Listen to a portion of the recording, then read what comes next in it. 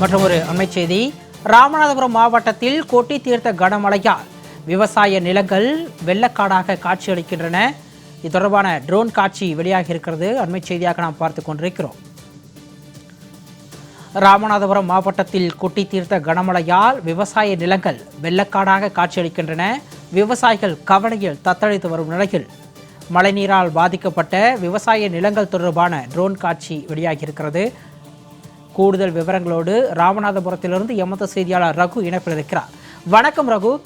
தமிழகத்தில் பல்வேறு பகுதிகளிலும் கனமழையானது வெளுத்து வாங்கி வரும் நிலையில் தற்பொழுது ராமநாதபுரம் மாவட்டத்தில் விளைநிலங்கள் மழைநீரில் மூழ்கி கிடக்கும் ட்ரோன் காட்சிகள் வெளியாகி இருக்கிறது.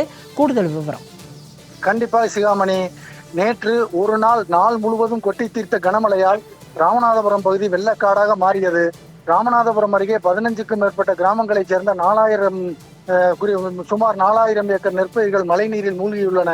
கடன் வாங்கி விவசாயம் செய்த விவசாயிகள் வேதனை அடைந்துள்ளனர்.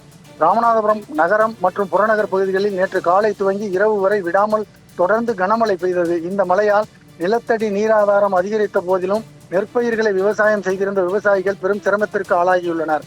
ராமநாதபுரத்தை அடுத்த திருவுத்திரகோசமங்கை பகுதி மற்றும் அதனுடைய சுற்றுவட்டார பகுதியில் நெல் பயிரிட்டு 15 முதல் 20 நாட்களே ஆன நிலையில் நேற்று பெய்த மழையால் நெல் வயல்கள் முழுவதும் மழை நீரில் மூழ்கியுள்ளது.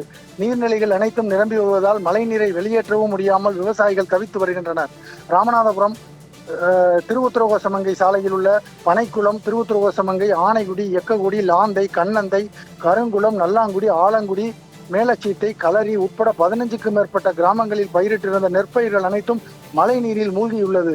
வயல்வெளியா குளம் குட்டையா என தெரியாத அளவுக்கு மழை நீரில் பயிர்கள் அனைத்தும் மூழ்கியுள்ளது. கடன் வாங்கி உழுது பயிரிட்டு உரமிட்டு நெற்பயிர்கள் வளர்ந்து வந்த நிலையில் இதுபோல மழை நீரில் பயிர்கள் மூழ்கி இருப்பது விவசாயிகளை வேதனைக்கு ஆளாக்கி இருக்கிறது. மத்திய மாநில அரசுகள் பாதிக்கப்பட்ட விவசாயிகளுக்கு உடனடியாக மறு விவசாயம் செய்வதற்கான உதவிகளை செய்ய வேண்டும். அந்த பகுதியில் உள்ள நெற்பயிர்கள் நெல் வயல்களில் புகுந்துள்ள மழை நீரை வெளியேற்ற நடவடிக்கை எடுக்க வேண்டும் என அந்த பகுதி விவசாயிகள் எதிர்பார்க்கின்றனர். சிகாமணி, விவரங்களுக்கு நன்றி ரகு.